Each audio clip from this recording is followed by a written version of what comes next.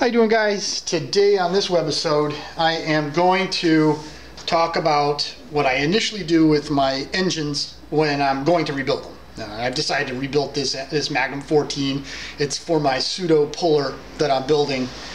So I do have some new parts coming. I'll have another video of all the goodness that's going to go into this block. So the first thing I like to do is kind of field strip it. The cam and the balance gears are still in this motor, so there's still a little bit more disassembly. But in order to order parts, I've got it broken down to about where I usually take it.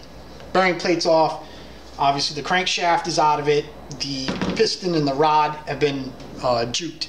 Also, to effectively measure the bore, you need to have a bore gauge. One of these little things that you twist and then you just kind of pop it open. And the reason for that is you're going to measure the width of the bore. Now you measure it in two planes, front to back and then left to right. And basically you're measuring the width of the thrust side and the non-thrust side of the bore itself. You do it in three positions, top, middle, and lower. And you determine that, or the way I determine it, is basically by the ring polishing up and down the bore.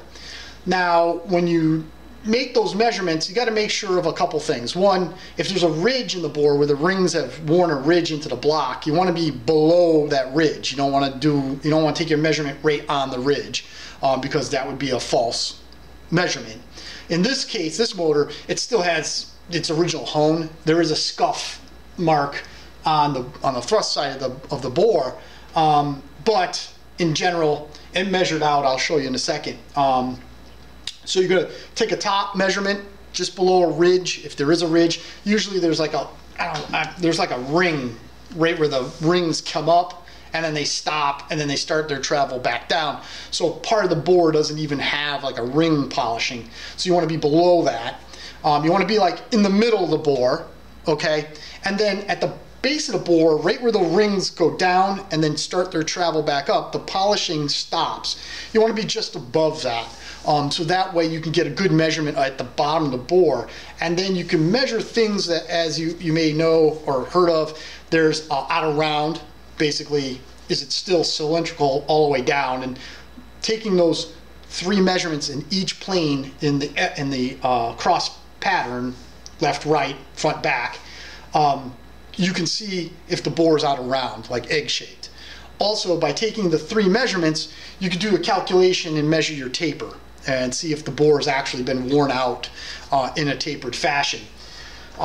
Essentially, you take your little bore gauge, you pop it so it goes into the bore. I like to just kind of wiggle it a little bit, look inside, make sure visually I'm pretty straight, lock it down with the lock, pull it out.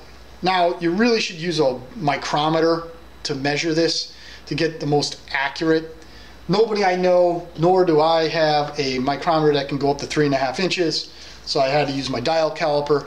Not the most accurate way of measuring the bore or the bore gauge itself, but it's close enough. This is not an NHRA drag race motor, you know, so I'm going to be within what, a thousandths to a half a thousandths. It really doesn't matter for this kind of engine, to be honest with you. So, but you still need to measure it with one of these. When you measure the crank, all right, the crank is kind of interesting. Hopefully this is in the picture. It's probably not, so let me just move this guy out of the way. To measure the crank again, you're going to do it in a crisscross pattern. You're going to do from top to bottom, which is the thrust sides where the rod actually kind of knocks on it, this direction and that direction. So, but I like to measure it from basically just inside there's like a little curve, like an oil curve where the rod sits, just inside of that on both sides. I like to try to measure it at least 3 times in both positions, so that way you get the most accurate. And then I'm going to measure it from this side to this side, so basically another crisscross pattern. And again, what that will give you is a measurement of outer round and if there's any taper in the journal, in the pin itself. And usually or not usually, you should use a micrometer to do that. I happen to have a micrometer that's 1 inch to 2 inches. So this being 1.5 inch pin, this micrometer is more than capable of handling that. So after I measured everything, and you're not going to be able to read this, I'm sure, the bore and the crank pin both measured out within specification, or reusable specification. So I'm not going to have the crank pin turned down. There's no need. I'll just polish it up with a little bit of oil and maybe some 4.0 steel wool or something like that. There is a tiny little scuff mark on one side, like right there, but you can't feel it with your finger. And when I measured it with the micrometer, there was no difference. It was within specification. So I'm not even going to touch that. The bore itself was within specification, or reusable specification. Again, there was no noticeable taper. I mean, the taper was 0. Oh, excuse me. Yeah, it was 0. There was no taper. You could go out to 1/1000th of an inch, so we're well within that. The max auto round was 5/1000ths of an inch. I was only between 1 and 2/1000ths. So the bore is just going to get I'm just going to hone the bore, polish the pin, and I'm going to use a rod that's standard. I'm going to reuse the piston in the motor because it's a maul piston, which is the better quality one. So I did get a set of standard maul piston rings for it already. I'll show you that in another video. So essentially, that's how I measured the bore. Now, to answer a comment in my last video about the balance gears and why I'm going to remove the balance gears. And it kind of comes up to a really good segue, because in the brand new Lawn and Garden Tractor magazine that just came out in the last couple weeks, Norm from iSaveTractors.com had a very good article on page 24 about balance gears in general, and he specifically talks about the Kohler balance gears. And this is the balance gear system that's in my Magnum 14.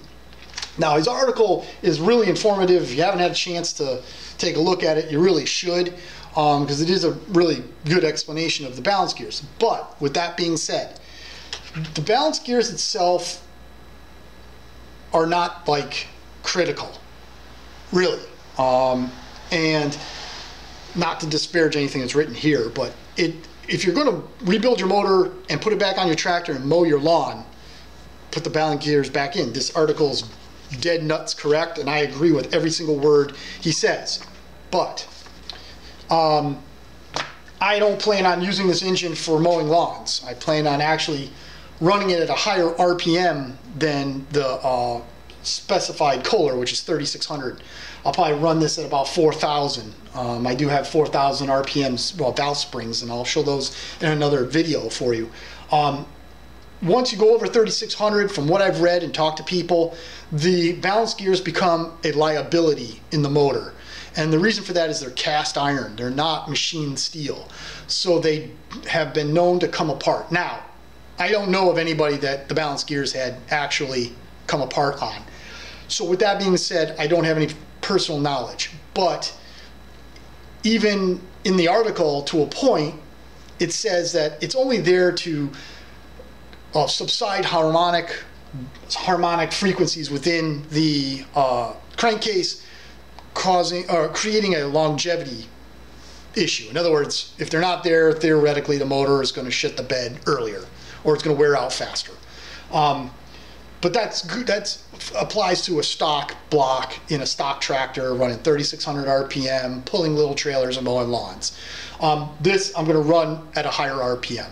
Therefore, the little baby Torrington bearings that are in those balance gears, as well as the cast balance gear itself, it's a liability for this motor, and that's the reason why I'm pulling them. I could probably leave them in there if I want. They're not going to, they don't impede on performance. They don't take away from horsepower or anything to that effect. It's just kind of, in my opinion, a ticking time bomb if you're going to run it faster than 3,600 RPM. Therefore, my balance gears are getting juked out of this motor.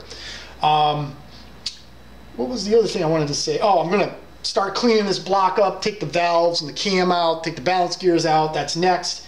I'm hoping to take this over to my buddy's shop this weekend and get it sandblasted. I was able to get the cast iron elbow out of the port, which was amazing because usually these things are quite difficult to get out. It came right out.